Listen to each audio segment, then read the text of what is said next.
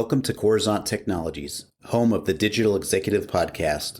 Welcome to the Digital Executive. Today's guest is Dimitre Kirilov.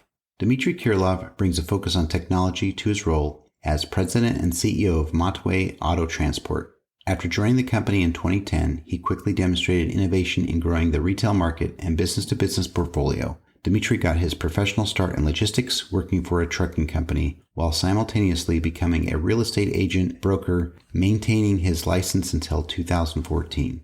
His experience with brokers and business partners in the freight industry, combined with his customer service background, helps drive Montway's growth and success. Well, good afternoon, Dimitre. Welcome to the show. Well, thank you for having me, Brian. This is awesome. You're very, very welcome. And I know we've been coordinating schedules to get you on the show here. And I really, really appreciate it because we're going to talk a little bit about you, your company, and what insights you have for our audience today. So jumping right in, Dimitre, you've got quite the career in automotive and transport, and now the president and CEO of Montway Auto Transport. Could you share with our audience the secret to your career growth and what inspires you? Well, it's a long story, but I grew up overseas during the communism. Business and capitalism were dirty words. So here I am 30 years later, CEO of a U.S. company. I went to school and army, and when I was in law school, I was working. So that hard work and discipline, and my early upbringing, and my parents and the army, all played their role in what I am today, because every experience is valuable. I worked any kind of jobs, as a young immigrant in the United States, and I became a regional manager quickly, managing employees and working with the store managers, really preparing me for to be a manager with a focus on employee and customer service.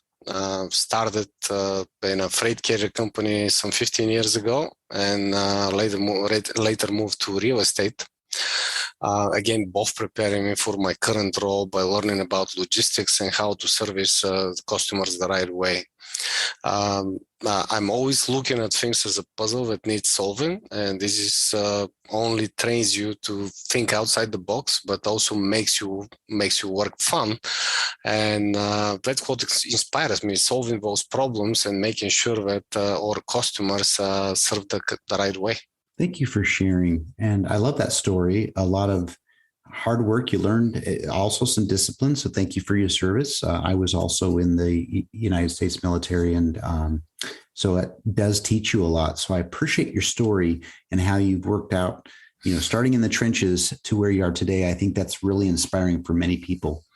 So Dimitre, let's switch here to this pandemic, right? During the lockdown, it was pretty tough. Did that contribute or hinder to your success? And what's the latest with the current supply chain crunch? Initially, we did feel a little bit of a hindering during the lockdown, although we still grew year over year by a small percentage, but still, when people and companies were losing 80% of their business, to say if you did the same or better, even by a little, it's a great success in my eyes.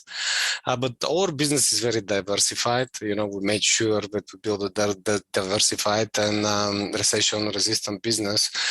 So immediately, in May of 2020, our business started growing again.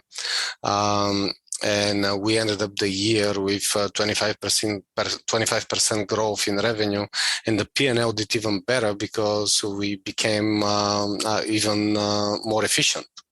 We just didn't have a choice. We have to get prepared.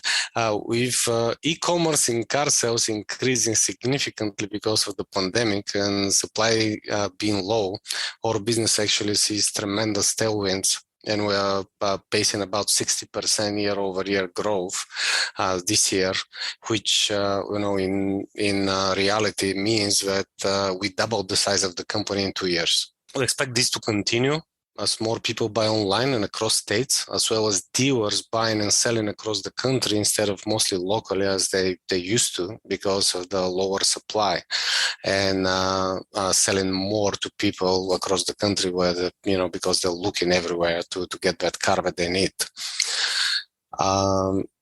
We expect this to continue, and I don't think it will slow down.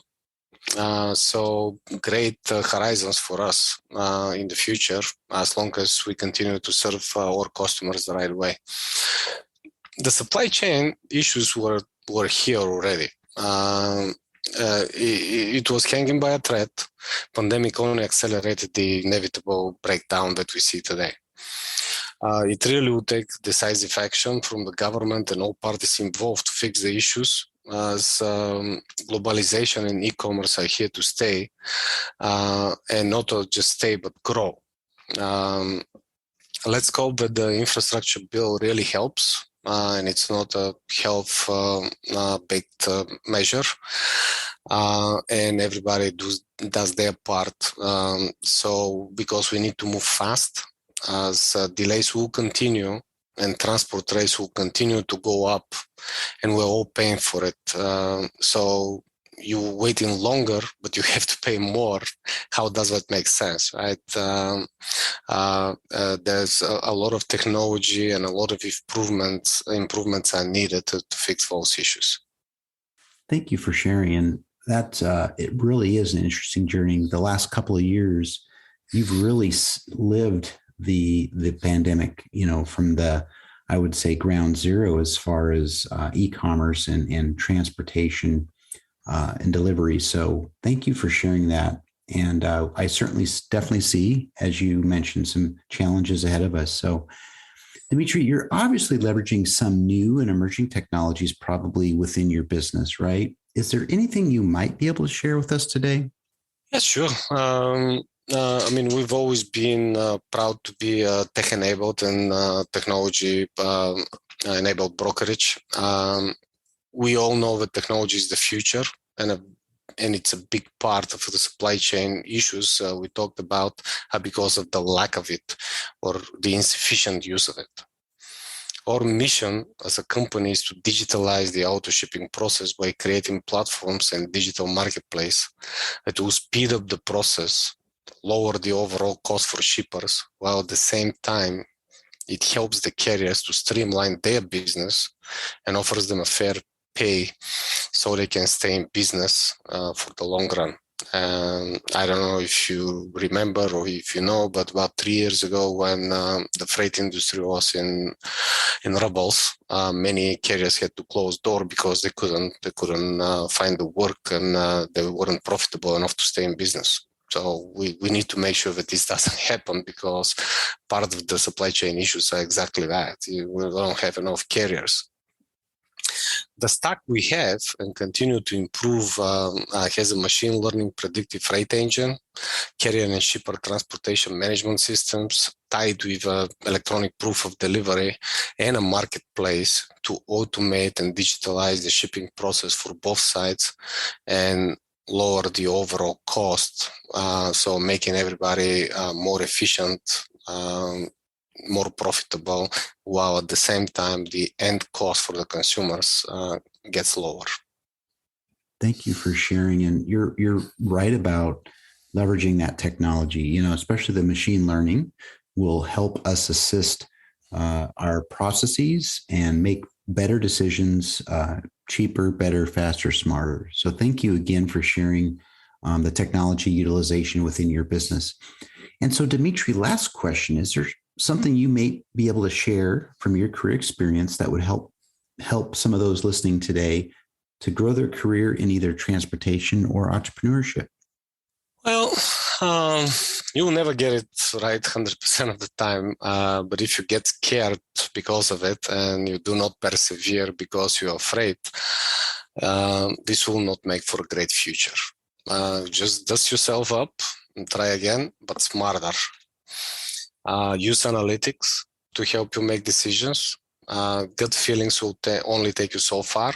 I've made many decisions by gut feeling, but always try to support them as much as possible with technology and analytics. If you think about solving your customers' problems, the profit will follow. If you think about the profit first, chances are your business will not be successful. So that's a very short advice to anyone that wants to be an entrepreneur and run a business. Thank you for sharing that. And, I've heard a lot from many entrepreneurs and folks that have startups, and you're absolutely right. You fall down quite a bit. You don't get it right every time, but if you can keep getting up and keep following that vision you have, you'll certainly become successful at some point. So, Dimitre, I just want to let you know it was a pleasure having you on today, and I look forward to speaking with you real soon. Absolutely, Brian. Anytime. Thank you very much for having me. Bye for now.